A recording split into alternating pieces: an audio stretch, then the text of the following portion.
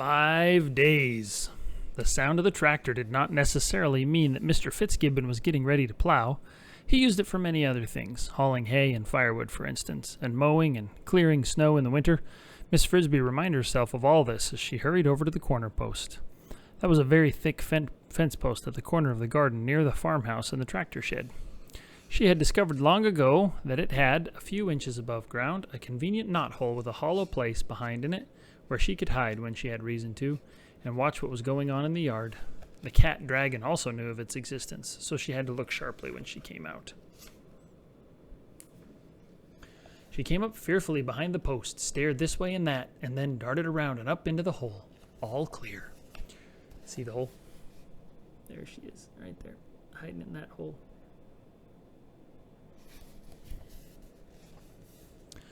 Mr. Fitzgibbon had backed the tractor out of the big, cluttered shed where he kept it. Leaving the motor idling, he climbed down from the seat and called to the house. In a moment, his older son Paul came out, closing the door carefully behind him. Paul, at 15, was a quiet, hard-working boy, rather clumsy in his movements, but strong and careful about his chores. In a few seconds, he was followed by his younger brother Billy, who at age 12 was nosier and had an annoying habit of skimming rocks across the grass at anything that moved.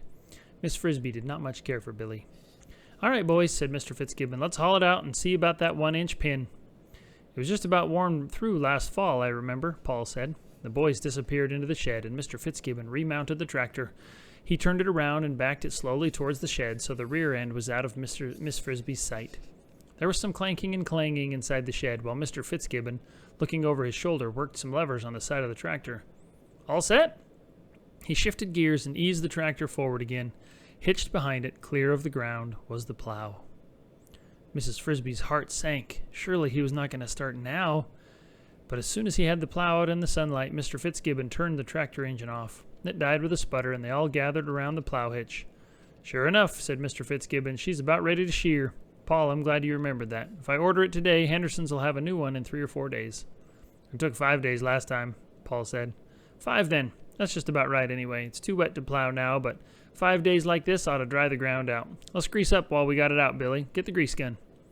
In her hiding place, Mrs. Frisby breathed a sigh of relief, and then began to worry again immediately. 5 days, although a respite, was too short. 3 weeks, Mr. Aegis said, would be the soonest Timothy could get out of bed, the soonest he could live through a chill night without getting pneumonia again. She sighed and felt like weeping. If only the summer house were as warm as the cinder-block house. But it was not, and even if it were, he could not make the long journey. They might try to carry him, but what was the use? Only to have him get sick again the first night there. She might, she thought, go back to Mr. Aegis and see if he had any ideas that would help. Was there some medicine that could make Timothy get strong sooner? She doubted it. Surely if he had such a medicine, he would have given it to her the first time. She was thinking about this when she climbed through the knot and slithered to the ground below. Ooh, ouch. Not 10 feet from the cat. Dragon lay stretched out in the sunlight, but he was not asleep.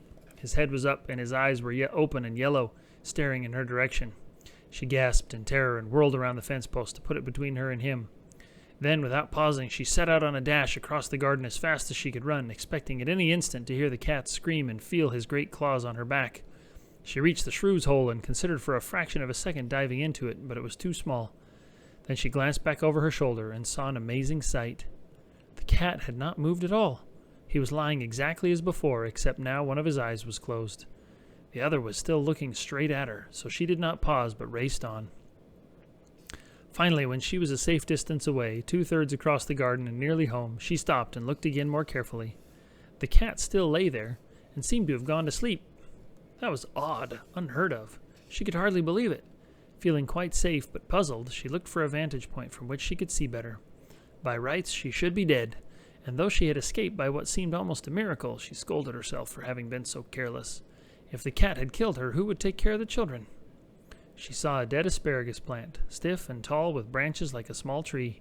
She climbed it, and from near the top looked back to the farmyard. Mr. Fitzgibbon and his sons had finished greasing the tractor and were now going on to somewhere else. But the cat still lay on the grass, seeming like he was asleep. Why hadn't he chased her? Was it possible that, close as he had been, she had not seen her? She could not believe that. The only explanation she could think of was that she had just finished a very large meal and was feeling so stuffed and lazy he did not want to take the trouble to get up. But that was almost as unbelievable, certainly, as it had never happened before. Was it possible that he was sick? Then, on what had already been a day of oddities and alarms, she noticed something else strange.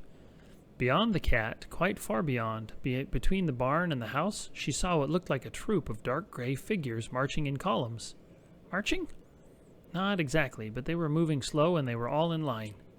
They were rats. There was a dozen of them, and at first she couldn't see what they were up to.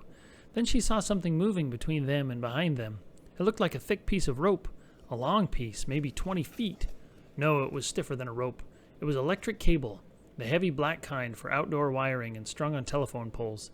The rats were hauling it laboriously through the grass, inching it along in the direction of a very large wild rose bush in the far corner of the yard. Miss Frisby quickly guessed where they were taking it, though she could not guess why. In that rose bush, concealed and protected by dense tangles of fiercely sharp thorns, was the entrance to a rat hole. All the animals knew about it and were careful to stay away. But what would the rats want with such a long piece of wire? Mrs. Frisby could not imagine. Even more curious, how did they dare to pull it across the yard in broad daylight when the cat was right there? The rats were bigger than Miss Frisby and could be, when necessary, dangerous fighters, but they were no match for Dragon. She watched them for quite a long time. It was obvious they knew exactly what they were doing, and they looked as well drilled as a group of soldiers. They had about 25 yards to go to reach the rose bush. As if at a signal, which, however, she was too far away to hear, they would all pull together, moving the wire about a foot. Then they would pause, rest, and heave again. It was about 20 minutes before the first rat disappeared into the bush. A little later, and the last bit of wire disappeared behind them like a thin blue snake. And Mrs. Frisby climbed down from the asparagus bush. All that time, the cat had slept on. All right.